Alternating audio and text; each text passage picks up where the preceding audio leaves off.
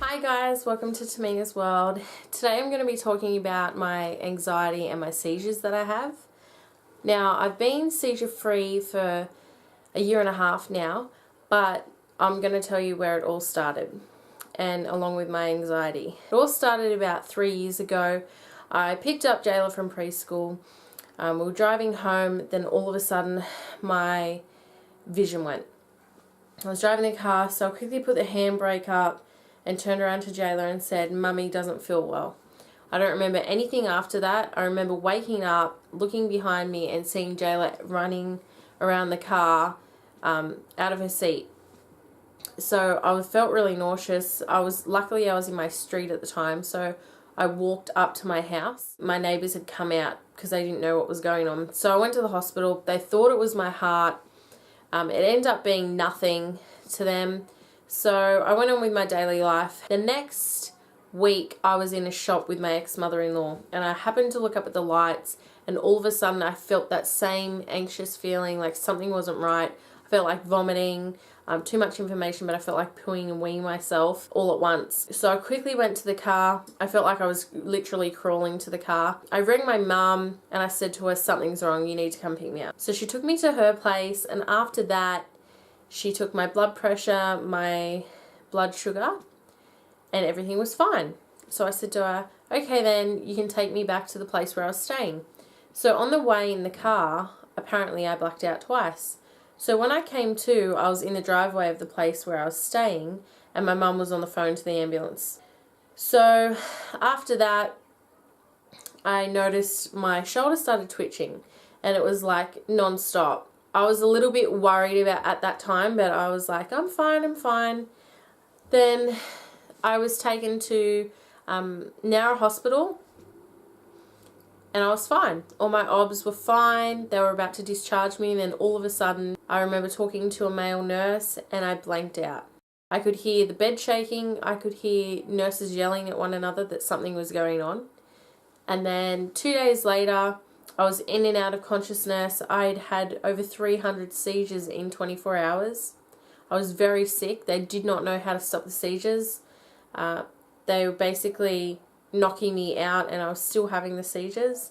So they transferred me to Wollongong Hospital, where I stayed for a week, and they'd done nothing pretty much. They thought it was psychogenic seizures, which are meant like a mental breakdown. So I had the EEG test, but I didn't get it back until after I'd left the hospital. That come back with that I had epilepsy. So I had cluster seizures. After this whole time of having seizures, I was petrified of the car, petrified of having seizures in public. I didn't even know if I was going to be able to raise my daughter, because they had taken over everything. I wouldn't do certain things to avoid the stress so I wouldn't have a seizure. So they kept on coming pretty regular. After that, I started getting anxiety. So that's where I'm at now. My seizures I no longer have for now, but every day for the last 2.5 years I've had anxiety. So I have car anxiety, I have social anxiety. So even, say if tomorrow I was to drop the kids off at school, which is 2 minutes up the road, I'd talk myself out of it and work myself up over it.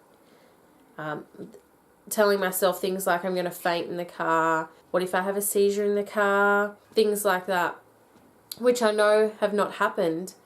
But anxiety just rules your mind. So I am on medication now. I've done hypnotherapy. I don't really felt that it worked. The medication seems to work. What it does is it stops the adrenaline that I get. So all the physical symptoms are gone, but the mental ones are still there. So overall, the seizures brought on my anxiety. But I think I've always kind of had anxiety. I've always overthought everything. I'm an overthinker. I think that's what creates anxiety, is just overthinking everything. So every day I just try not to overthink things. They are what they are. And I really miss the days and when I just used to hop in the car and drive 2 hours without even a thought. I really miss that. It really holds me back on things that I want to do in life. But luckily I have Darren. A lot of the times if I can't do something, I'll coax him into coming food shopping with me or going to pick up the children with me. I feel much safer with someone with me. So I'd love to hear your stories on your anxiety, or if you ever suffered seizures and how you coped with it and how you cope with your anxiety every day. If you've got any suggestions on any videos that you'd like to hear, comment below, thumbs up if you like this video, subscribe, and I'll see you for our next video. See ya.